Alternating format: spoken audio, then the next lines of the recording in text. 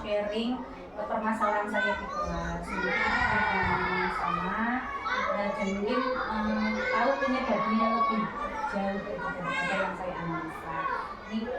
Jadi saya yang pertama itu anak didik saya itu sulit mempelajari dari pembelajaran.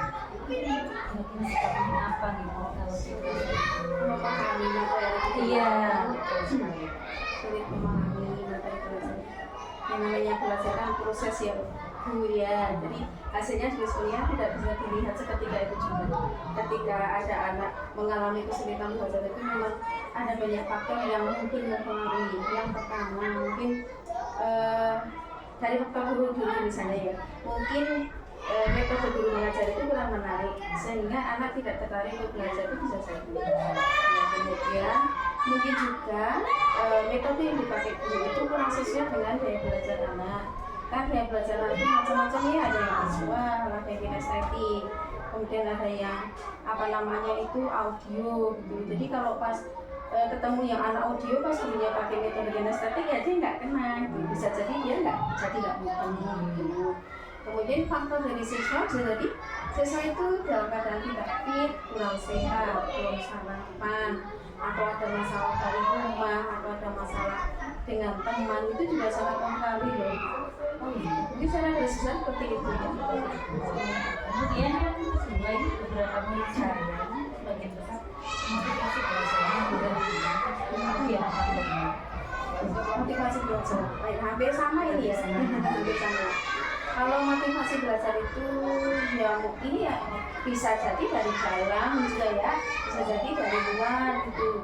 Dan dari dalam yang pertama motivasi dirinya sendiri itu memang rendah, atau anak yang memang tidak ada motivasi belajar itu aja gitu.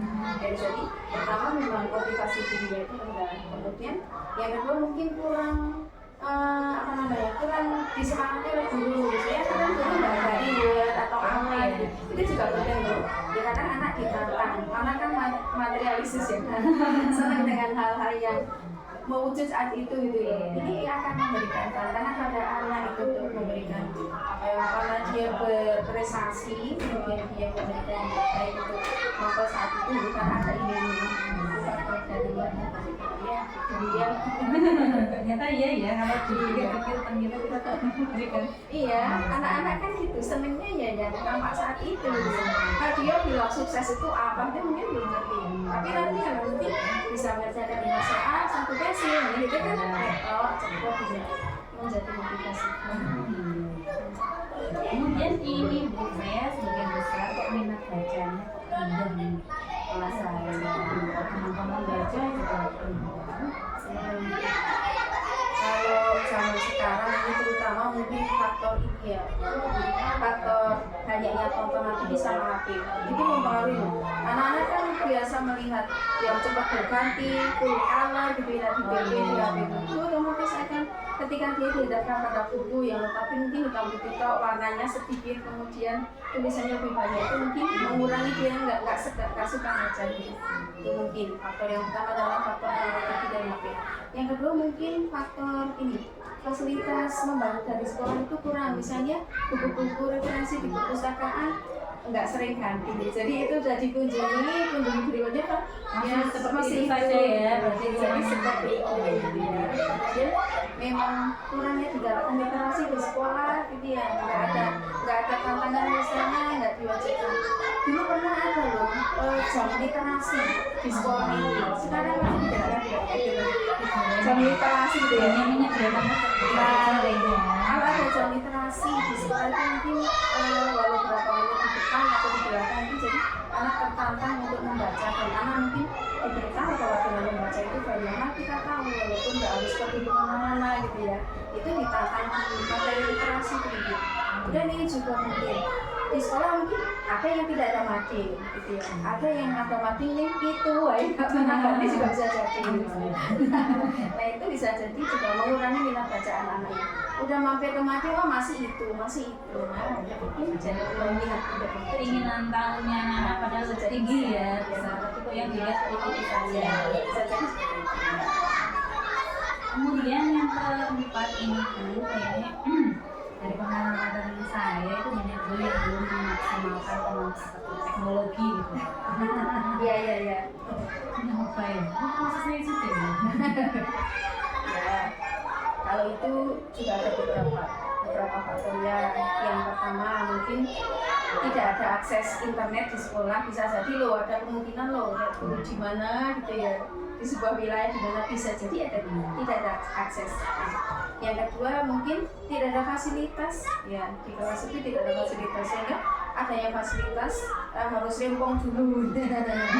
Ya fasilitasnya harus menyiapkan sendiri dari mana mau pakai proyektor itu kayak apa reportnya, itu bisa jadi dulu. Kalau itu tinggal ceklus gitu kan mungkin itu mudah ya gitu.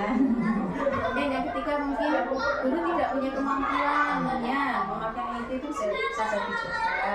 Kemudian yang keempat mungkin memang guru merasa tidak tertarik ya, memang modelnya itu tadi loh, modelnya itu ya gitu. Kalau nggak usah pakai itu, jadi dia masih model lama. Bisa jadi seperti itu. Pada sekarang era teknologi Iya, terbantu sekali ya. sebenarnya meringankan.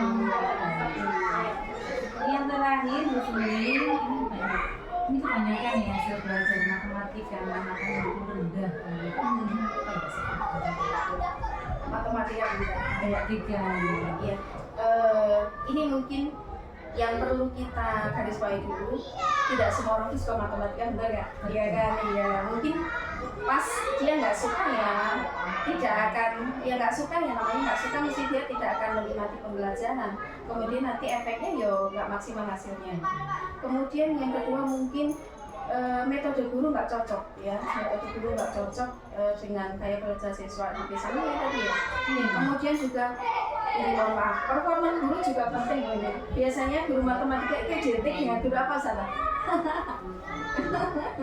Kayak matematika terutama aku yang tidak suka dan kebanyakan kok guru matematika identik dengan guru jadi gitu ya. Jadi mungkin performa guru matematika yang juga kurang, ya harus ada perbaikan performa. Sering ada di sekolah mengatakan bahwa matematika gampang, matematika menyenangkan. Itu adalah bagaimana cara memotivasi anak-anak belajar matematika, karena terutama bagi yang tidak suka. Yang faktor utamanya menurut saya memang tidak semua orang suka matematika, dan tidak semua saya kira ya tidak suka matematika.